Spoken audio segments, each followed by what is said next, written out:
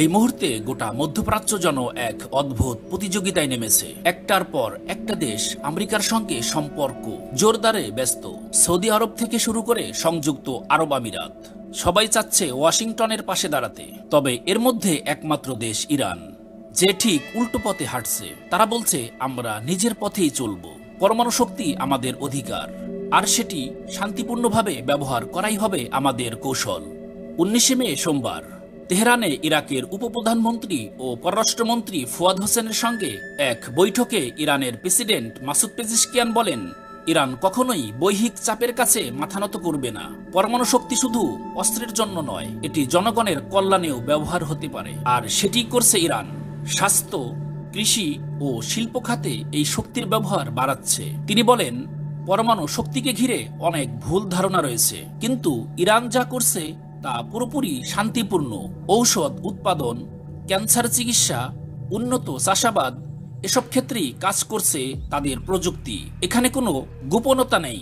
তবে হ্যাঁ, চাপ প্রয়োগ করে কিছু আদায় করা যাবে না। এদিকে মধ্যপ্রাচ্যর অন্যান্য দেশের চিত্রটা আলাদা। সৌদি আরব এখন যুক্তরাষ্ট্রের সঙ্গে সামরিক চুক্তি করতে চায়। ইউএই এরই মধ্যে মার্কিন অস্ত্র ও প্রযুক্তি ব্যবহার শুরু করেছে। ইসরায়েল তো অনেক আগেই আমেরিকার সবচেয়ে বড় মিত্র।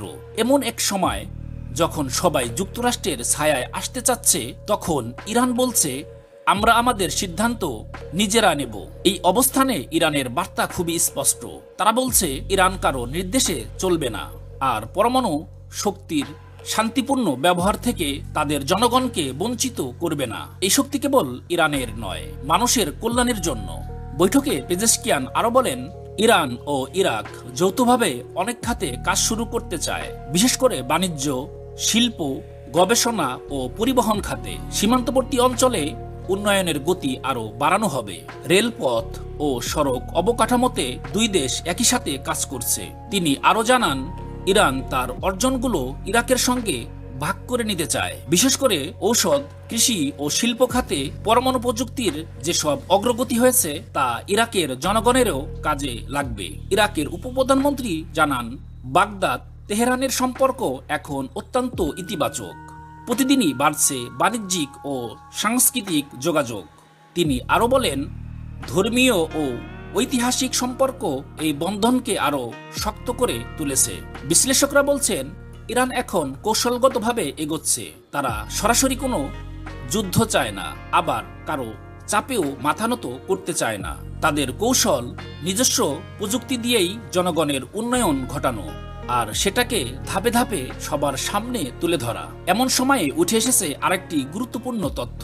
সম্প্রতি ইরান, রাশিয়া ও চীন আন্তর্জাতিক পরমাণু সংস্থা IAEA কে একসঙ্গে একটি বার্তা দিয়েছে। তারা বলছে, ইরান যেন শান্তিপূর্ণভাবে তার প্রযুক্তি ব্যবহার চালিয়ে যেতে পারে। এই বিষয়টি নিশ্চিত করতে হবে। তবে প্রশ্ন হলো, এই কৌশল সফল হবে কি? মধ্যপ্রাচ্যের বাকি দেশগুলো এখন আমেরিকান নীতির দিকে ঝুঁকছে। তখন ইরানের একার লড়াই কতটা কার্যকর হবে? আপনার মতামত কমেন্টে লিখুন।